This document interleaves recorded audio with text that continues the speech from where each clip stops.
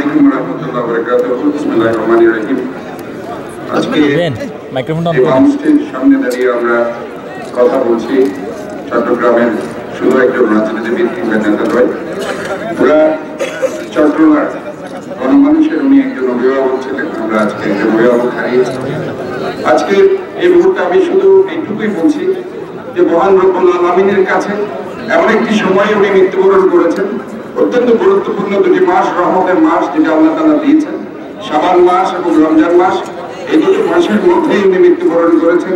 শাবান মাসের শেষে রমজান মাসকে যখন আমরা স্বাগত জানাচ্ছি, যে মাসটি আল্লাহ তাআলা কবরের আযাব মাফ করে দেন, কাজে এই মানুষটি আমরা মনে করি মহান রব্বুল আলামিন ওনাকে এমন একটি সময় ওনার মৃত্যু দিয়েছেন, ওনার রহমতের সময়। আমরা ওনার কাছে আজকে কায়েমুল বাক্যে আল্লাহ তাআলা ওনাকে যাতে জান্নাতুল ফেরদৌস নসিব করুন এই কামনায় আমরা করছি।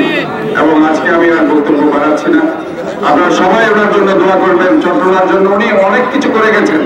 আজকে যে আপনাদের বড় বড় স্থাপনাগুলো আজকে আপনারা গর্বের সাথে দেখছেন দাঁড়িয়ে আছে, আমি তৃতীয় কর্ণফুলী সেতু থেকে শুরু করে, শিক্ষা বোর্ড থেকে শুরু করে, চট্টগ্রাম মেডিকেল কলেজের অনেক স্থাপনা, জেনারেল হসপিটালের স্থাপনা, জামিয়াতুল ফালাহ মসজিদের উন্নয়ন থেকে শুরু করে, এবং চট্টগ্রামের যে উন্নয়নগুলো আজকে চোখে পড়ছে, প্রতিটি উন্নয়নের পিছনে যে মানুষটির হাত রয়েছে সেটি হচ্ছে আব্দুল্লাহ। কাজে আজকে এই দিনে আমি আপনাদের কাছে অনুরোধ জানাচ্ছি, সমাজে চলাফেরায়, কথায় বার্তায়, রাজনীতিতে হয়তোবা আপনারা যদি কোনো কারণে কোনো মনোকষ্ট পেয়ে থাকেন, আল্লাহর অসীম রহমতে আপনারা ওনাকে ক্ষমা করে দিবেন। এবং এইটাই আমরা আজকে আপনাদের কাছে চাচ্ছি।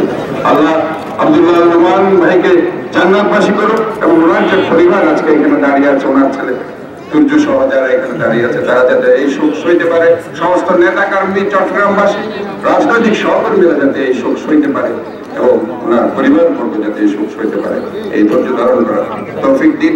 এবং আমাদের মধ্যে আজকে এখানে চট্টগ্রামের আরেকজন গণমানুষের নেতা, জননেতা জনাব আমির কুসুম মাহমুদ উপস্থিত রয়েছেন।